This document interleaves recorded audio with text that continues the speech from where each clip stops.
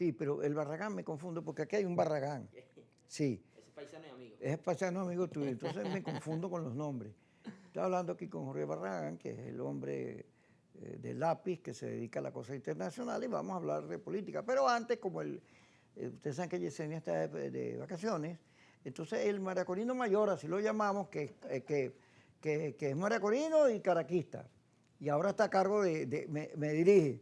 Entonces ahí yo le estoy diciendo, ¿y qué me vas a decir lo del Magallanes? ¿Qué dijo? ¿Qué dijo? Nada, ahí. Ya lo batí. Diga algo. Mira, ¿viste? Bueno, es que hay que sacarle jugo a la victoria al Magallanes. No se crea que lo vamos a perdonar.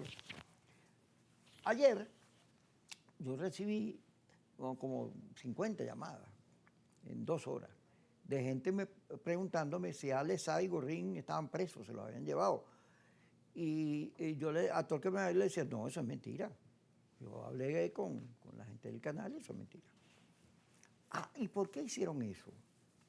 ¿Por qué hicieron eso? Grecia, ¿me tienes la foto que te mandé? Pónmela, fíjate. Anunciaron, claro, la idea era una campaña, pero fíjate lo que anunciaron ayer. Póngame la foto, por favor, señora. Ajá, mire, que era que Trump... Ah, pues te ves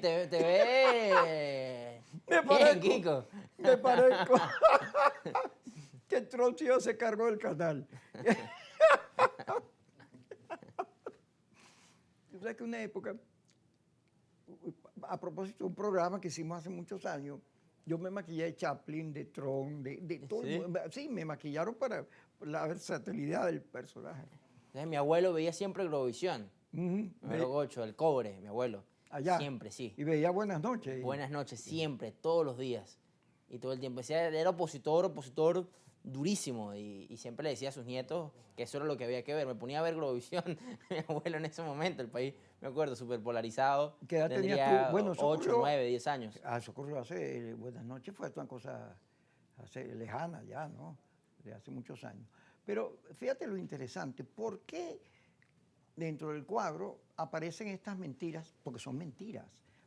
La cosa es insólita porque una mentira empieza a generar un caos. No hay nadie desmintiendo eso, diciendo, mire, No, el tema es eso, que las autoridades aclaren y que haya información oficial con respecto pero ¿por qué a tienes lo que está aclarar pasando. una cosa que está dirigida a generar caos para que tú aclares?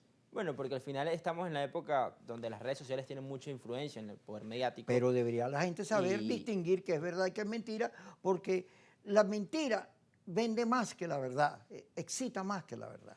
No, bueno, porque genera emoción y genera emotividad en muchos casos. Claro, pero también demuestra que cada día sale a la calle un pendejo y el que lo agarres de él.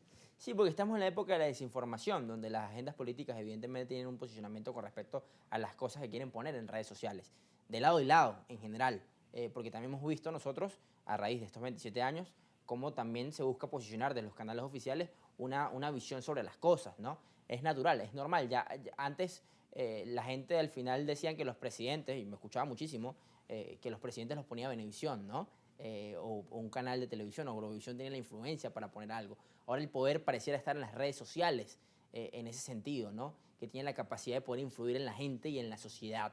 Ahora tenemos que ver si se abre un espacio de rumores y se abre un espacio de que las cosas sean ciertas o no, al final las fuentes oficiales son las que deberían aclarar o no si eso está ocurriendo en este caso. Mira, yo trabajaba en el Nacional, en la época de Alfredo Peña, que Dios me lo tenga en su gloria. Yo tengo mucho cariño a Alfredo. Y entonces, cuando Pérez, el TCJ lo saca de juego, Peña estaba contentísimo y decía que él había tumbado a Pérez.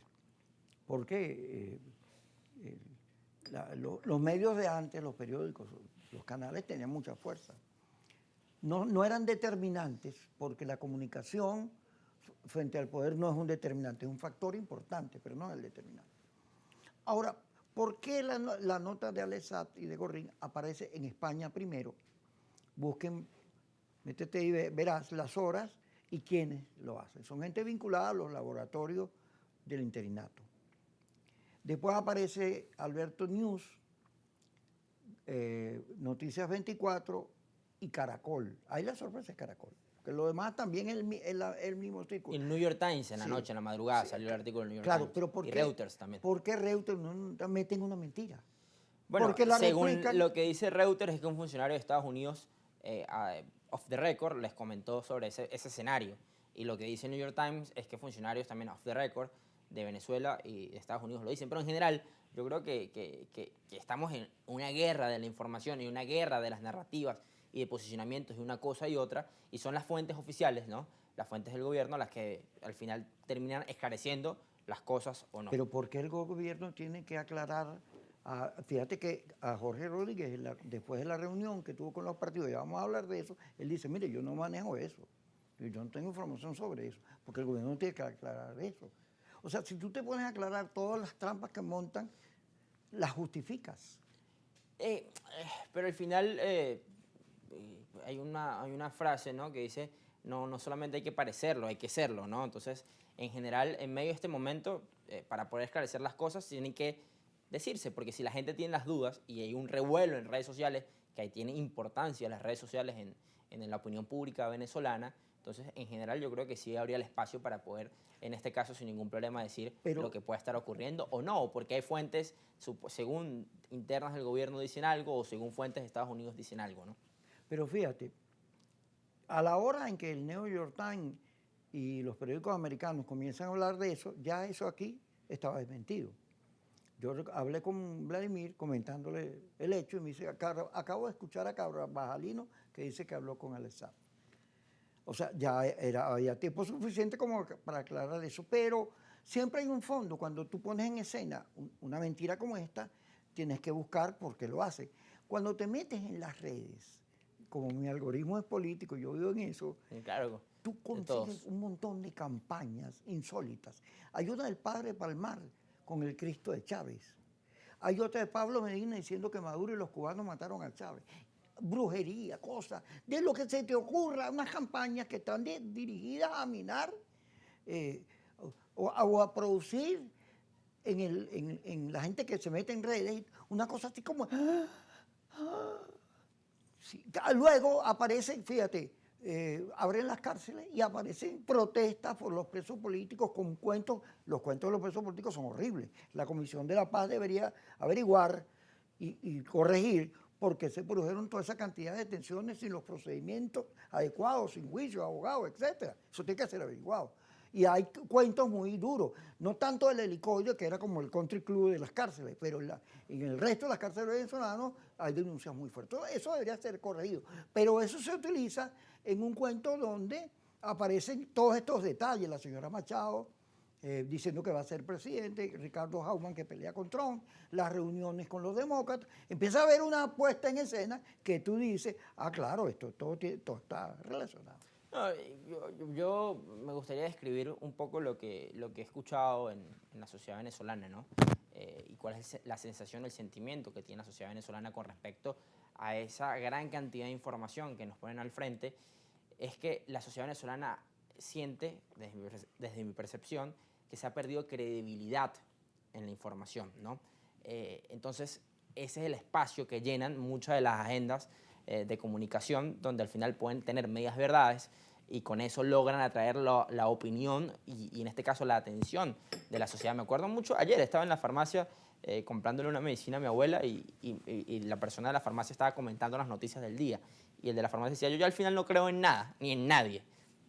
Ese es un grave error de una sociedad que al final ha perdido, en este caso, capacidad de escuchar, porque hay mucho ruido afuera y hay poca credibilidad en todos los sentidos. Y ese es el gran reto de la política y de la sociedad en general, de poder recuperar la credibilidad en las instituciones, ¿no? Entonces estamos en un nuevo proceso, en un momento muy complejo para el país, muy complejo para la República de Venezuela, donde el gran reto que tenemos al frente es que las instituciones vuelvan a recuperar su credibilidad con la gente, ¿no? Y eso es que sean útiles también para las personas. En este caso, partiendo desde todos los sectores, desde los medios de comunicación hasta las universidades, la iglesia, los partidos políticos, todos los sectores de la sociedad, sin exclusiones ni vetos, puedan tener la capacidad de generar consensos que nos permita avanzar y recuperar la institucionalidad venezolana.